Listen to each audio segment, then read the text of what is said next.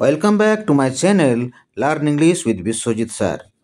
তো দেখো, আজকে তোমাদেরকে আমি সাউন্ড পলিউশন সম্পর্কে বলতে যাচ্ছি। যেমন বলা হয়েছে, it is an accepted fact, এটা একটা স্বীকৃতি সত্য, দ্যাট যে noise exceeding 80 decibels is considered a form of pollution. যে 80 ডেসিবেলের থেকে যে শব্দটি বৃদ্ধি হয় সেটাকে দূষণ বলে মনে করা হয়। Nowadays, আজকাল sound pollution is common due to the rapid growth of urbanisation. আজকাল দ্রুত শহরীকরণের কারণে শব্দ দূষণ একটা সাধারণ ব্যাপার। There are countless vehicles in towns and cities. শহরে এবং নগরগুলিতে অসংখ্য যানবাহন আছে। Even in the villages, এমনকি গ্রামেও many types of vehicles are on the road.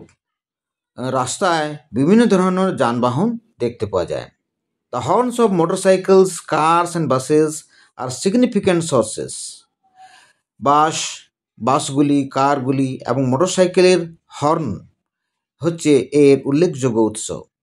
Consequently contributing to noise pollution, যেটি নিরন্তর শব্দ দূষণের অবদান করছে। কনসিকুয়েন্টলি, ফলস্বরূপ, the students as well as the patients are negatively affected. রুগীদের সাথে সাথে ছাত্ররা এরা নেতিবাচক আক্রান্ত হচ্ছে। The students do not pay proper attention to their studies. ছাত্ররা তাদের পড়াশোনায় যথোচিত মনোযোগ দিতে পারছে না।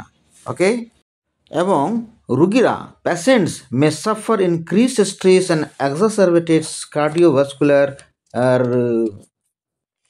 Issues due to the constant noise. এবং রুগীরা অতিরিক্ত চাপ এবং হৃদরোগ সংক্রান্ত সমস্যার বৃদ্ধি ভোগ করতে পারে।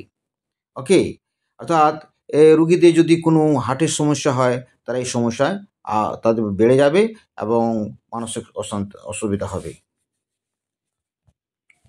এবং তারপর দেখো, if this problem is left unchecked, যদি এই সমস্যাটাকে নিয়ন্ত্রণ না করা হয়, তাহলে